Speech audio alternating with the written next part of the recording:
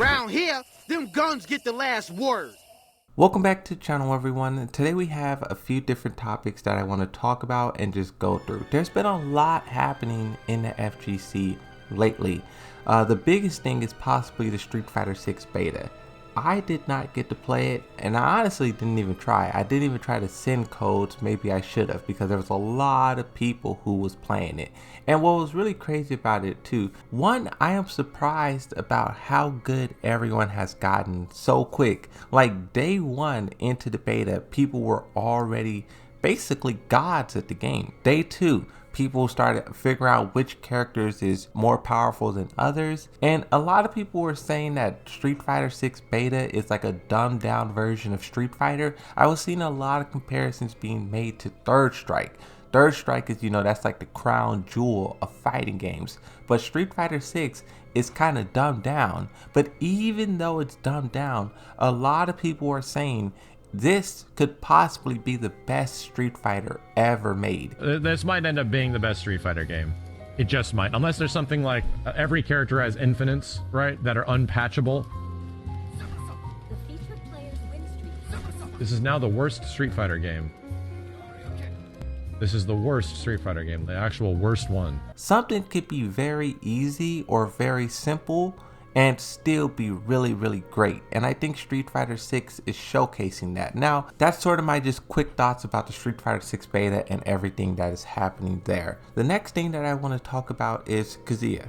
That character is trending. 11,000 tweets. When I first seen this, I was like, did Tekken 8 something happen? Harada? I clicked on it and nope, Kazuya is just dominating every single tournament in Smash. It's going to be interesting to see the next generation of guest characters and also DLC. DLC and guest characters played a big role in Tekken 7, Street Fighter 6, and Smash. Also Mortal Kombat. I want to see how far they try to push it in the next phases. Tekken 8, Street Fighter 6. What was really funny to me, I'll try to find it, but someone did a Street Fighter 6 beta tier list and Luke was at the very bottom, one of the worst in the game, which is funny because he's DLC for Street Fighter 5 and he's the best. So you can see here how the characters that are powerful right now, they may not be that same level of power once the new games come out. It's going to be crazy to see how these DLC characters wiggle their way into base roster. I want to talk about Mortal Kombat and then we'll get into Tekken. Responding to Walmart rollbacks and more sale is live. They're basically promoting a bunch of stuff. Ed Boon responds and says, very happy Walmart is switching to rollback netcode. This will definitely minimize the lag on their website. I'm telling you guys, rollback is simply a meme. On another note about Mortal Kombat, Ed Boon tweets out, try not to waste your question asking what or when our next game is. Otherwise, ask stuff. Volume 5. Maybe this is an Ask Me Anything. I think that's what this tweet is. But it's funny how he just gets bombarded with where's the next game? When's the next game? And really, I think it's kind of because Street Fighter 6 is doing so incredible. Tekken 8 looks magnificent. We've seen one trailer and a teaser. People are dying to see what Mortal Kombat will and can do. Even with Ed Boon say we're not doing anything to next year, people still say when, what time next year. Give us a date, give us a title, give us. It's the hunger. The hunger is real. Now, let's talk about Tekken. The Tekken World Tour is in full effect. We're now at the point of the year where the regional finals are happening. So let me explain it to you guys very simple. The Tekken World Tour, you fight throughout all these tournaments, Combo Breaker, Tiger Upper, CEO, Evo. You're gaining points and those points will qualify you for the regional finals, right? Once you're at the regional finals, there's one for Japan, Pakistan, Africa, EU, America. There's regional finals for basically all the different regions and countries. Once you're in the regional finals, only 2 players will make it out. They do a round robin style format. Top 8 will take place a couple months later. Japan did their top 16 round robin stuff yesterday and they're doing a top 8 in December. From that top 8, only 2 players will make it into the World Tour Finals that's happening in Amsterdam. So that's how it works. Collect points, regionals, to make it out into finals. Now, the reason why people are upset is one, because some of the regionals, I'm not sure if it's all of them, but some of the regionals are online. I don't know who at Bandai Namco thought doing anything Tekken related online was a good idea. Online in Tekken 7 is the worst thing in gaming. I don't know why they are hosting not only a tournament, but regionals. This is the most important tournaments of the year online. It makes no sense. Japan just had their regional final. You had a lot of heavy hitters enter into it. Pena, Chikarin, Rangchu, a lot of names. Two big names that did not make it is Chikarin and Pena.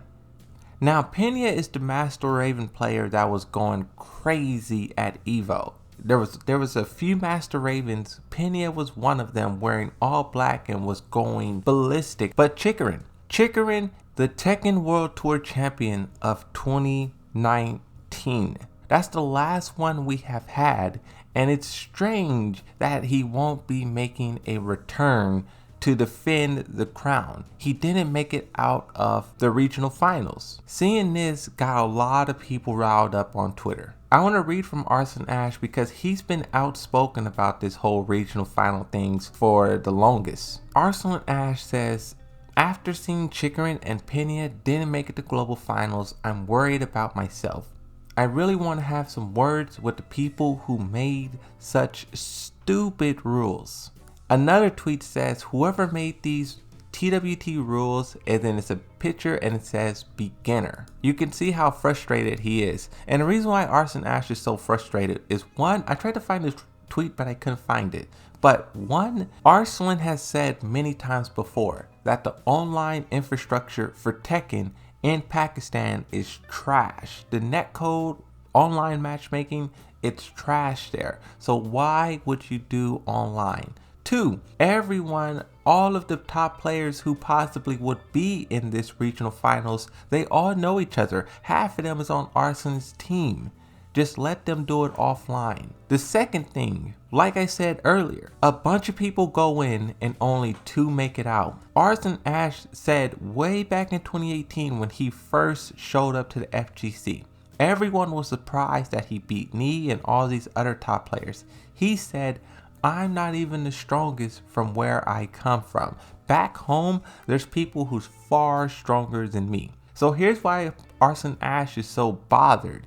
Not only do he have to beat people who's stronger than him from his own region, this is people he play every single day, right? He has to beat them, but in an online environment where they don't normally play. It really is fascinating, the decision making behind this Tekken World Tour. Pena flew around the world multiple times, fought strong international players, got top 8 EVO, showcased top level Master Raven, got her nerfed, and lost Tekken World Tour spot in 3 online matches. You see how trash this is. I hate to use the word trash, but it really is. This guy put Raven on the map, flew around the world. They nerfed his character. Raven just got nerfed. They nerfed his character and he lost in 3 online matches. You know, it's not good. It's not good. Joka says EU West regional finals is going to be a bloodbath. And I would add to this, not only the EU, but America, Korea, Africa. We're focusing on 2 people that didn't make it out of their regions. But what about all of the top players in EU? Joka, Super Akuma. In America, Shadow, Anakin, Cuddlecore. Over in Korea, Chanel, Knee. I could name so many players who you think with how well they've performed in tournaments, they would already have a spot guaranteed at the finals. But that's not the case. Like, imagine a Tekken World Tour finals with no Arslan, no Knee, no Anakin, no Super Akuma.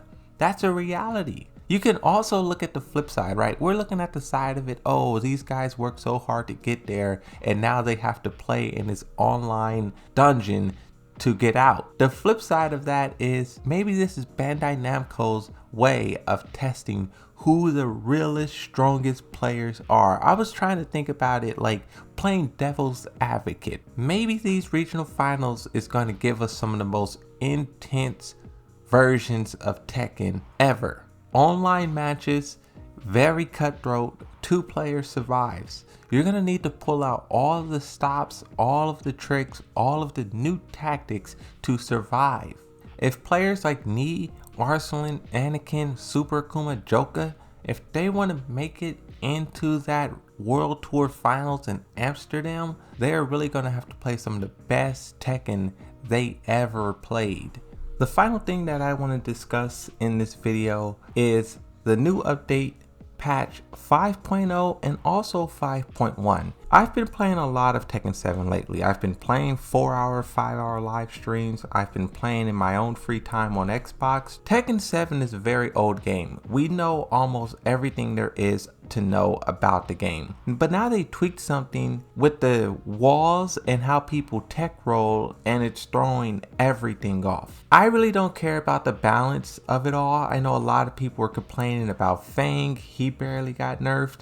Akuma, he didn't get nerfed. Zafina, she didn't get nerfed. I really don't care about balancing because I think it's all kind of like a joke in a sense, because Zafina is one of the least played characters in the game. I rarely see her. If you want to talk about changes that should be made to Tekken 7, Zafina is not first. She's not even top 10 in my opinion. I think there's a lot more characters, and also there's a lot more things about Tekken, the game itself, that is a problem. Like for me, one of the biggest letdowns with Tekken 7, this is something that I deal with every single time I try to play the game, is load times and finding a opponent. I don't know if it's just because people aren't playing the game anymore. It's a very old game. I have a lot of fun playing Tekken 7 to this day, but maybe other people are not, you know? There's a lot of demands and there's a lot of questions and a lot of things that's going unanswered, unchanged. I know we were talking about Ed Boons and a netcode and all that stuff at the beginning of the video, but the one thing that I really want Tekken 8 to do well with, fixing load times and having a stable online connection. One of the biggest memes that I've seen being thrown around after the Street Fighter 6 beta ended was how everyone has to go back to playing Street Fighter 5, Tekken 7, and all these other, past generation fighting games. It really is a distinction between those and Street Fighter 6. I hope Tekken 8 can bring that same level of intensity. Street Fighter 6 really feels like it can be something magnificent for casuals and hardcore. It's fascinating how they were able to please both. That's something that we talk about a lot on this channel, is pleasing hardcore, legacy, casual, newbies, whatever words you want to slap on it. There's a bunch of different ways people interact and play these games, and Street Fighter 6, it looks like they're achieving it. Another thing, and I want to talk about Tekken 8 real briefly, is the screw mechanic. The screw mechanic for Tekken 7 is making a return for Tekken 8. Now, we only saw it used once in the trailer, but one thing that I do hope as well, or I guess I should say hope not, is that the screw does not work completely the same way for Tekken 7. Like I always say, I think Tekken 8 will be legendary. I think it will be truly something special. Tekken 7 already is. All it needs to do is just tweak a lot of the problems that this game has and flip it on its head. Fix it. Hopefully they really can make Tekken 8 special, because we see what Street Fighter 6 is doing. Tekken 7 beat Street Fighter 5. But right now, Street Fighter 6 is already beating Tekken 8. And I know I shouldn't be comparing the two so drastically like that, but in all honesty, that's how it works, right? Call of Duty, Battlefield, Street Fighter, Mortal Kombat, Tekken. These rivalries span decades, and Street Fighter 6 is not playing. I hope Tekken 8 really do something great, because I make all of these videos because I believe, I have faith, and I just hope they do too. But that's going to be it. That's everything that I want to talk about in this video. Thank you guys for watching. Thank you guys for listening. Like I said, go follow me on Twitter and subscribe to the YouTube channel. I'll see you guys next time, and bye bye.